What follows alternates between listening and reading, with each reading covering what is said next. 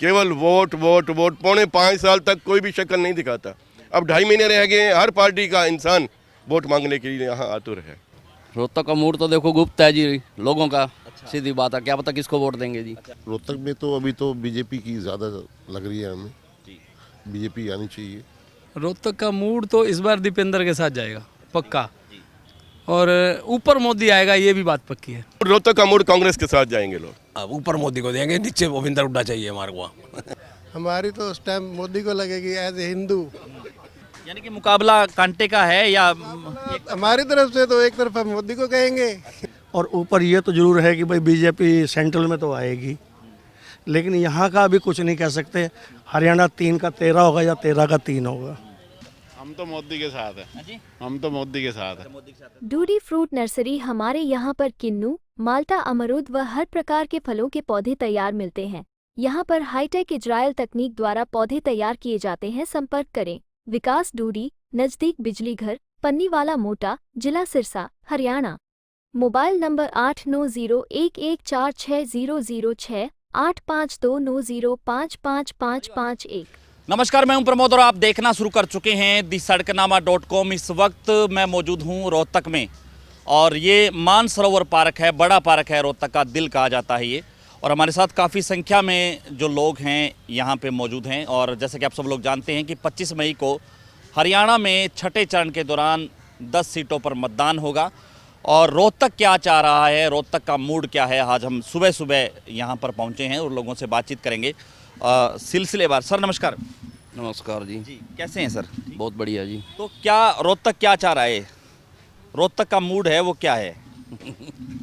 मेरे को तो पता नहीं, इनसे पूछो राजनीति वाला। थोड़ा बहुत जो भी मतलब कितना 5 साल की बात करें तो कितना कार्य यहाँ पे हुआ, विकास की बात करें तो कार्य तो हुआ है थोड़ा बहुत जी। हम्म।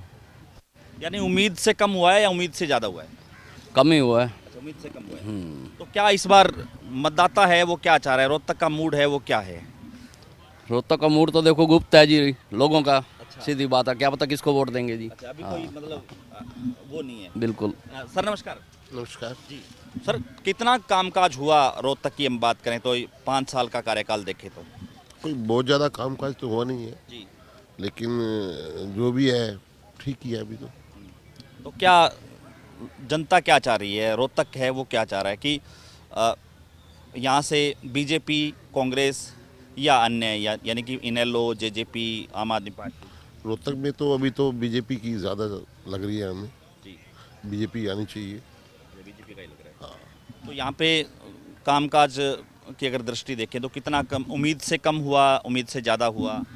अभी तो बहुत ज़्यादा नहीं हुआ जी। लेकिन आने वाली सरकार आए तो काम की उम्मीद भी करें हम। अभी कोई ऐसा नहीं लगा कि हमें बहुत ज़्यादा काम हुआ है। ऐसा नहीं है। कुछ और लोग हमारे साथ हैं। सर नमस्ते। प्लीज़ हमारे वो जॉइंट सेक्रेटरी हैं, उनसे पूछो। हाँ जी हाँ जी सर। सर नमस्ते। नमस्कार सर। कैसे देखते हैं सर रोहतक को, अगर उस दृष्टि से देखा जाए, विकास की दृष्टि से, तो क्या कहेंगे? ऐसा है जी, हम 5 साल से देख रहे हैं जो सरकार के वादे थे वो बिल्कुल गलत थे। पानी की व्यवस्था इतनी बुरी है कि हम गंदा पानी पीने को मजबूर हैं। तो हम चाहते हैं कि अब की बार सरकार चेंज हो। जो भी है, जो भी बंदा कैंडिडेट काम करेगा हम उसको वोट देंगे। उसके बाद हमें सबसे बढ़िया है कि हम, सबसे मुश्किल ये बात है कि हमें पानी पीने को स्वच्छ पानी नहीं मिल रहा। पानी नहीं है। सर नमस्ते। नमस्कार जी। तो क्या कह रहा है, रोहतक का मूड क्या है? रोहतक का मूड तो इस बार दीपेंद्र के साथ जाएगा पक्का। यहाँ कोई ऐसा लगता नहीं है कि कोई ज़्यादा विकास हुआ हो, और ऊपर मोदी आएगा, ये भी बात पक्की है। ऊपर मोदी और यहाँ दीपेंद्र? यहाँ दीपेंद्र इस बार ले जाएगा 100%। ले जाएगा।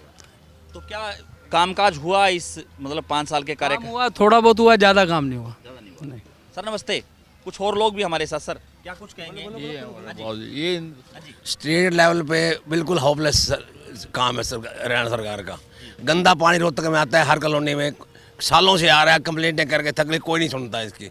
एक बार ठीक होता है फिर 2 दिन में खराब हो जाता है। लेकिन सेंटर में मोदी साहब आएंगे, मोदी है सेंटर में। नीचे हमारे भूपिंदर हुड्डा साहब जो काम कर गए हैं हरियाणा में 10 साल में, वो ज़्यादा काम किसी ने नहीं किया और ना करेगा भी नहीं कोई। अब ऊपर मोदी को देंगे, नीचे भूपिंदर हुड्डा चाहिए हमारे को। नहीं मतलब एमपी का वोट है क्योंकि लोकसभा चुनाव है तो क्या दीपेंद्र बनेगा यहाँ से, जहाँ से दीपेंद्र बनेगा वो उसको मिलेगा वोट। ये खट्टर ने सारा खराब कर दिया ना इसका हरियाणा में इसकी पोजीशन खराब कर दी इसने। अब बीजेपी अब बदला गया है तो उससे भी कुछ फर्क पड़ेगा आने वाले? कुछ नहीं फर्क पड़ना। 6 महीने में क्या फर्क पड़ना, कुछ नहीं फर्क पड़ना। हाँ नमस्कार जी। असल में तो जो आम मतदाता है उसका कोई भी काम नहीं होता, चाहे नगर निगम हो, चाहे बिजली विभाग हो, जन स्वास्थ्य विभाग हो, उनकी समस्याओं का समाधान ना तो 5 साल पहले था, ना 5 साल बाद है, ना अब आगे जो पब्लिक आएगी उनका मूड कुछ चेंज होता दिखता है, जो कि मैं देख रहा हूँ। अब वो अंदर चुप है, ये पता नहीं वो क्या करेगी, पलटी मारेगी। और ऊपर ये तो ज़रूर है कि भाई बीजेपी सेंट्रल में तो आएगी, लेकिन यहाँ का अभी कुछ नहीं कह सकते। हरियाणा 3 का 13 होगा या 13 का 3 होगा, अभी नहीं पता। अभी कुछ नहीं। सर नमस्ते। नमस्ते जी। क्या मूड है रोहतक का? रोहतक क्या चाह रहा है इस बार?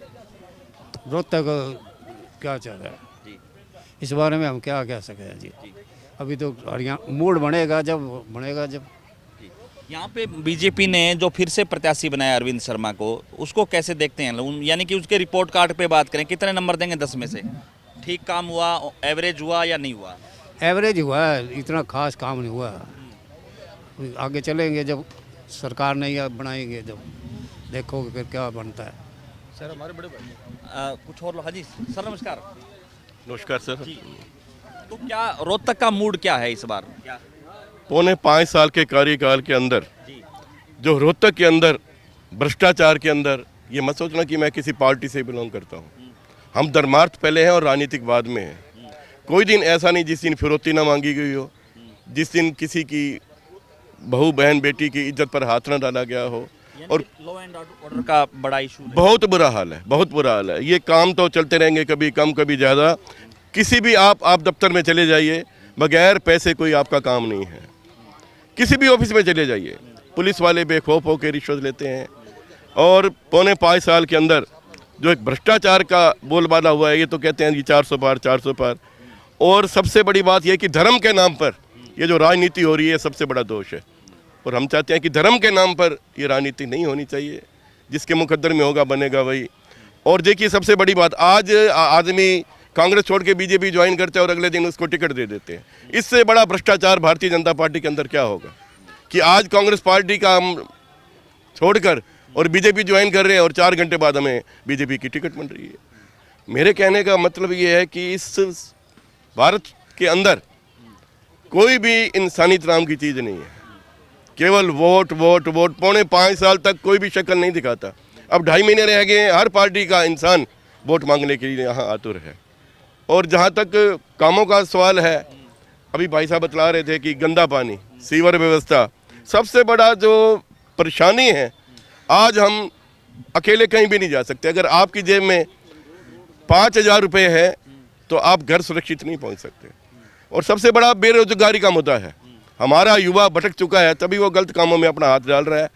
तो मैं तो परमपिता परमात्मा से यही प्रार्थना करता हूँ कि इन राजनीतिक लोगों को परमात्मा सद्बुद्धि दे और ये भ्रष्टाचार सरकार से छुटकारा मिले। आने वाला राज किसका होगा इसके लिए तो हम नहीं कह सकते, लेकिन ये जो भ्रष्टाचार, काम, सड़क, गड्ढे, पानी, इसकी व्यवस्था जरूर होनी चाहिए। आपका 24 में मूड क्या है रोहतक का कि बीजेपी के साथ जाएंगे या कांग्रेस का मूड? रोहतक का मूड कांग्रेस के साथ जाएंगे लोग। जी सर। हाँ जी सर नमस्ते। हम तो मोदी के साथ है। हाँ जी हम तो मोदी के साथ है। मोदी के साथ है। तो एमपी साहब ने किया काम यहाँ पे? वो हमारे को नहीं पता, हमारे को ये पता है मोदी जी बनने चाहिए बस। अच्छा मोदी बनने चाहिए। हाँ। और रोहतक में यहाँ भी बीजेपी? रोहतक का तो जो होएगा सो वही बात है। हम तो चाहेंगे मोदी जी की सीट जीतते। हाँ जी। कुछ और लोग? हाँ जी सर नमस्कार। हाँ जी। तो क्या मूड है रोहतक का? कितना कामकाज हुआ है काम 5 साल के?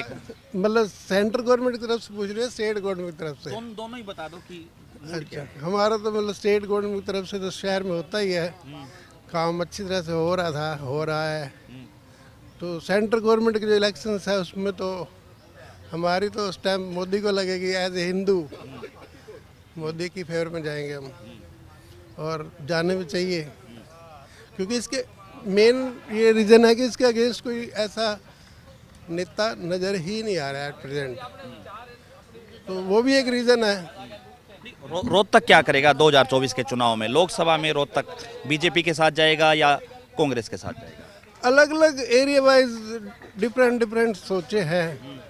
जैसे किसी वार्ड में जाते हैं तो बीजेपी फेयर में ज़्यादा है, कहीं जाते हैं तो कांग्रेस के भी हैं।